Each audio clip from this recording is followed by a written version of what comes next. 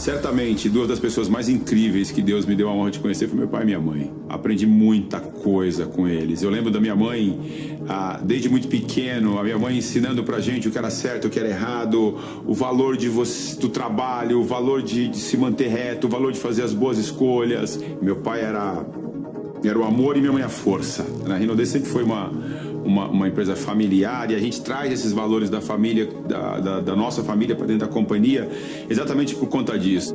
Se você não aqui a apresentação, você volta a ela. Aí tá terminando.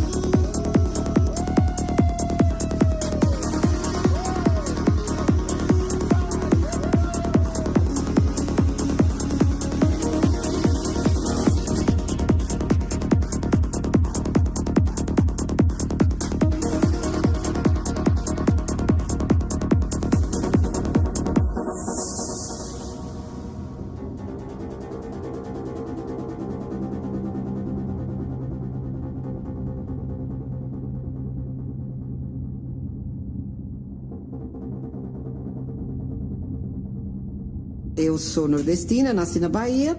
Eu vim da Bahia, eu tinha apenas 8 anos de idade, vim com os meus pais. Nós somos também, igual muitos nordestinos, somos retirantes. Eu comecei a trabalhar com a minha mãe, eu tinha 11 anos. 11 anos de idade, comecei a trabalhar com ela. Aliás, antes da costura, minha mãe era uma mulher que nunca gostou de depender de ninguém, ela sempre foi autossuficiente, ela queria dar comida pra gente, nunca pedi pra ninguém, apesar porque a gente era muito pobre, né? E então eu comecei com 9 anos eu comecei já a costurar com ela, e ela fazia aquelas pontinhas do guarda-chuva, sabe? Então eu aprendi com ela. Então essa loucura pelo trabalho eu adquiri dela. Bem, eu conheci a dona Adelaide em 1966. Num desses eventos, tinha bastante gente. Eu comecei a andar no meio ali para comer negócio de fio, essas coisas. Quem eu encontro? A dona Adelaide. Aí eu olhei para ela assim e falei, nossa, você poderia ser a nora da minha mãe. E a nossa história começou aí. Aí, passado um tempo, ela me disse, tá certo, eu posso até namorar com você, casar com você, mas eu não tinha profissão naquela época. Eu não tinha profissão, eu era entregador de móveis. Eu entregava móveis e montava os móveis. Eu entregava móveis numa carroça com um cavalo. Olha, quanto tempo, né? E aí ela falou, não, você precisa ter uma profissão para mim poder casar com você. Eu falei, tá bom, então eu vou estudar. Estudei e eu me tornei um torneiro mecânico. Olha, a minha profissão é torneiro mecânico. E foi com essa profissão que eu me casei. Foi com essa profissão que eu tive os 4 filhos, que é o Sandro, Alessandro, Cristiano e Leandro. Foi com essa profissão que eu comprei minha primeira casa. E foi com essa profissão que eu eduquei os meus filhos. Eu nem sei se existe ainda, eu nasci num sanatório. Verdade, é Sanatório Maternidade São Lucas, que fica ali na região da Liberdade, Bela Vista, naquele pedaço ali. 1971, filho de uma costureira, filho de um torneiro mecânico, mas de uma família feliz, de uma família bem feliz. A gente passou, diga assim, privações na infância, mas nunca faltou absolutamente aquela miséria extrema, não. A gente era muito feliz, a gente vem dali, uma família comum, nada de muito diferente. Só que uma coisa que chama muita atenção na minha vida, desde sempre, eu sempre sonhei. Eu sempre sonhei.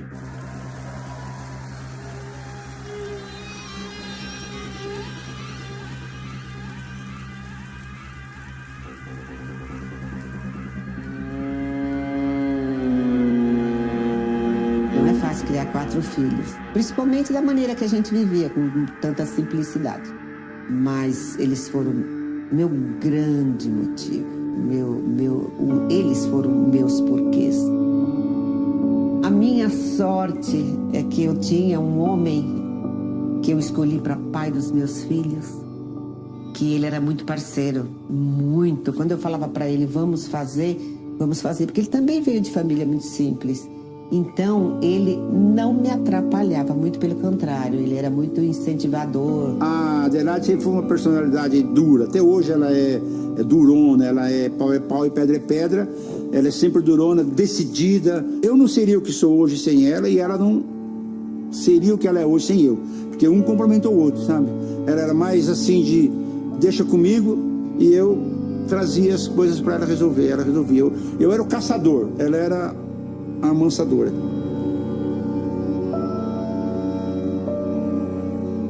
Trabalhando mesmo, não lembro da minha mãe fazendo outra coisa a não ser trabalhar. Ele e meu pai era um cara muito trabalhador também, não tinha outra opção, né? Ou eles batalhavam ou o mundo corporativo não era para eles, né? Com 4ª série, 5ª série primária, não tinha a menor chance. Então, o restava a eles mesmo era trabalhar.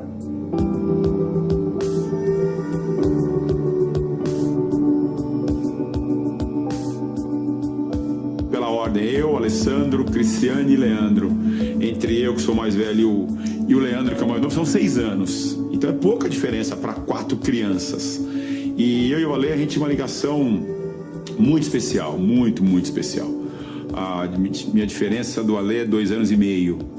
Então eu meio que cuidava dele, né? Eu meio que cuidava do Ale. A gente, você tem uma noção, a gente dormiu junto na mesma cama. Eu tinha 12, ele tinha 10. Na mesma cama a gente dormia. Então a nossa ligação era muito forte, muito forte. A gente sempre foi muito unido, muito amigo, muito juntos e sempre um querendo estar do lado do outro, um defendendo o outro. Isso é interessante que ele foi assumindo esse papel, né? Se tornando responsável pela família, mas isso veio naturalmente, por ser o mais velho, tudo. Então eu não tinha com quem conversar. A gente não tinha quem falar, então as broncas vinham do Sandro. Por vezes ele até relativizava um pouco as minhas malcriações, sabe? Eu dava uma de mimadinha, já que não colava na minha mãe, eu tentava nele e colava nele, sabe assim? Eu lembro quando eu saí da escola municipal, fui à escola particular na 7ª série, que eu quase reprovei. E quem me deu a bronca foi o Sandro, não foram meus pais. Ele veio e foi falando tudo. Então ele assumiu esse papel pela ausência deles. A vida é um constante aprendizado. O dia que você falar o seguinte, não tenho mais nada a aprender, a vida meio que perdeu totalmente o sentido, né? E um dos meus primeiros aprendizados foi exatamente esse. Eu aprendi com a minha mãe. Tipo assim, olha só, o que é seu, o que é dos outros, você não vai pegar o que é dos outros. Eu não vim aqui te contar uma história que eu não acredito, eu não vim aqui contar pra você algo que não é verdadeiro. Tudo aquilo que eu tenho, tudo aquilo que eu sou, tudo aquilo que eu aprendi, eu vou deixar aqui pra vocês. Eu era o comilão da casa e a gente nunca passou fome, a gente não foi uma família que passou fome, não teve isso não. Mas não tinha sobrando. Então minha mãe fazia o almoço de domingo, se ela fizesse almôndega, por exemplo, que é essa história, ela fazia uma almôndega para cada um. E eu gostava de repetir. Então o que eu fazia? Eu pegava a minha almôndega e colocava no cantinho do prato. Eu ia comendo, pensando já no segundo prato, né, que eu fosse repetir. O meu irmão, por outro lado, o Ale não. O Ale ficava lá, deitado na mesa e mexendo no prato. Primeira coisa que ele comia era almôndega. E nesse dia, eu devia ter, sei lá, se eu tiver uns 8 anos de idade. Por aí. E ele 6. Eu comendo do lado dele, quando eu penso que não, ele enfiou o garfo na minha almôndega e colocou na boca. Cara, parecia que meu mundo tinha acabado. Aí, quando eu vi aquela cena, eu falei... Apertei, a boca dele pode soltar. Não soltou. E aí ele, mãe, deixa eu comer. Eu falei, não, apertei, solta. Ele soltou, claro que o Sandro não comeu aquela, eu dei outra pra ele. Mas eu falei, pra comer essa você não come. Eu dou pro cachorro, mas você não come. Você aprender a respeitar as coisas dos outros e ter pra você o que você conquistou, que é seu. A Adelaide sempre foi uma pessoa também visionária, sabe? Ela também não estava feliz com aquilo, com aquela vida que a gente tinha. E aí apareceu um monte de coisa pra gente fazer. A gente mexeu com joia, com produto para limpeza de carro, para limpeza de chão, para limpeza de tapete. A gente sempre foi envolvido com essas coisas, a gente sempre buscava alguma coisa. Nós conhecíamos a Dielza no primeiro aniversário do Sandro, que eu já conhecia o marido dela. Ia sempre na nossa casa nos convidar para fazer, para mudar a nossa vida. Eu quero mudar a vida de vocês, quero mudar a vida de vocês. A Dielza, além de ser minha amiga há 46 anos, ela foi a pessoa que me convidou para Brasília. E eu até fiquei muito resistente, eu não gosto de vendas, eu detesto vendas. E ela falava: você não precisa gostar de vendas, mas a venda que vai mudar a tua vida. A coragem, a persistência. Eu sempre digo, ela é a pequena grande mulher que tudo que põe a mão vira ouro. E eu queria que ela viesse porque eu sabia que ali poderia ser o início de antecipar a realização dos sonhos dela. E até uma vez eu falei para ela, eu falei: Dê, você é a boa samaritana sem dinheiro. Imagine com dinheiro. E nem assim eu convenci a Adelaide. Até que um dia ela usou uma tática diferente. Ela falou: eu preciso da sua ajuda, eu preciso que você me ajude. Eu preciso ir lá em Pinheiros e o Vavá não está em condições de ir. Eu quero que você me leve, você me dirige o meu carro para mim. O rapaz começou a fazer uma demonstração e eu fui prestando atenção naquele negócio. Foi até que chegou um determinado momento, ele fez um quadro lá, porque naquela época as apresentações eram tudo no quadro negro. E aí ele apresentou lá, fez uma bola, perguntou meu nome. Eu falei: me chamo Francisco. Ele colocou meu nome lá, falou: esse cara aqui é você. E ele fez um monte de perninha, de bolinha e falou: essas pessoas podem trabalhar com você. Nesse momento, até aí eu estava meio chateado, porque a Dielza me convidou para uma festa. Chegando lá, era um negócio. Até aí eu falei: nossa, eu vou pegar a Dielza, eu vou matar a Dielza. Mas aí o cara foi falando, porque ele tinha uma casa bonita, porque ele tinha isso, porque ele tinha aquilo. Cara, aqui talvez esse negócio pode nos interessar. Aí daí pra frente eu comecei a me interessar pelo negócio.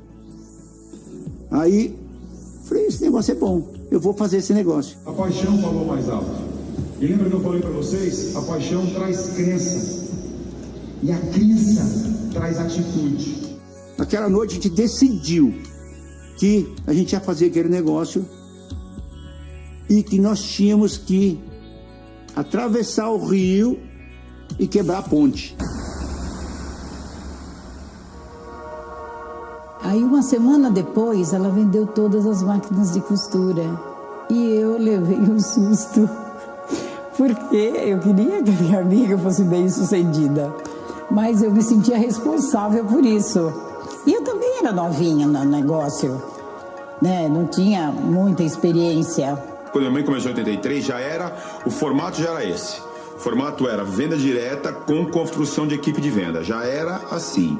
Nada parecido com o que nós temos hoje, mas já era assim. Então minha mãe começa fazendo um negócio assim, sabe? Vendendo produto e construindo rede. No começo tudo é muito difícil, principalmente quando é desconhecido, né? Então, se você não conhece aquilo lá, então é uma dificuldade muito grande. Mas, se você tem uma meta, se você tem um objetivo, a dificuldade, você vai sendo ultrapassada, qualquer dificuldade.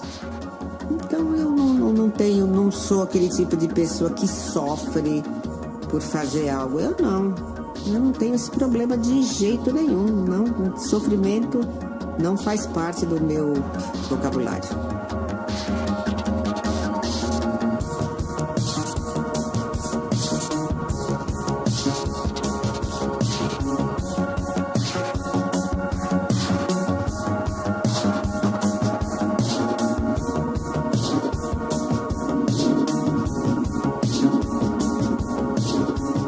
Eu tinha 12 anos de idade, carregando sacola de São Paulo afora, sobe ônibus, desce de ônibus, sobe trem, desce de trem, fazendo o quê? Vendendo produto de porta em porta. A minha mãe fazia reunião domiciliar, chamava. Ela ia com um kit de produtos, numa sacola, na casa de uma pessoa que a gente chamava ela de anfitriã, né? Montava o kit de produto na mesa daquela anfitriã, e a anfitriã convidava as vizinhas, amigas e tudo mais, e ali existia uma demonstração de produto. Começou aí, eu e minha mãe rodando São Paulo fazendo isso. Ele ia comigo nas reuniões, ele ajudava eu carregar sacola, ele montava os produtos dentro da bolsa, ele ajudava a montar a mesa para apresentação dos produtos. Tanto que a equipe do meu pai e da minha mãe chegou a representar 70% da companhia. Era uma companhia pequena, mas 70% do volume da companhia era a equipe da minha mãe e do meu pai. Era multiplicação. A multiplicação de você crescer o seu negócio através de outras pessoas. Porque eu vou apresentando para você apresenta para outra. É uma rede, né? O próprio nome já diz. É uma rede, marketing de rede, marketing de relacionamento. Então eu via que a única maneira, não adiantava eu pegar e colocar uma portinha, uma lojinha, não era isso que eu queria. Porque uma loja eu ia vender, eu tinha que esperar o cliente vir. Nesse modelo de negócio, você vai até o cliente, é diferente.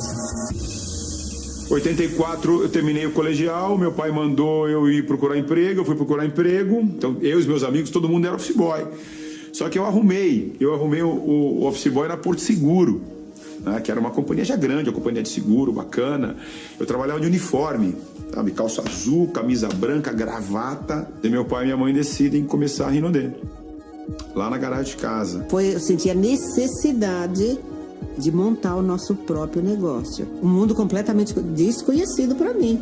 Imagina ter o próprio negócio, administrar o próprio negócio sem conhecimento nenhum de administração.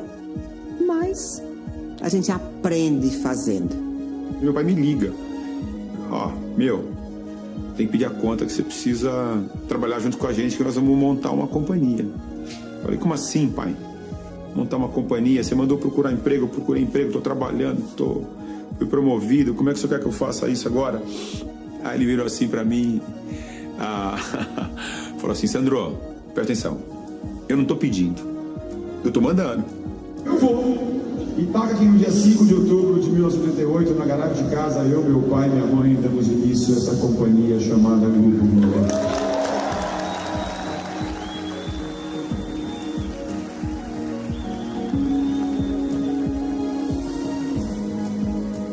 E depois ele então passa também a contribuir na área de relacionamento junto com a minha mãe, junto com meu pai, assumir um papel de líder de equipe também, não somente dentro da atmosfera administrativa executiva, né?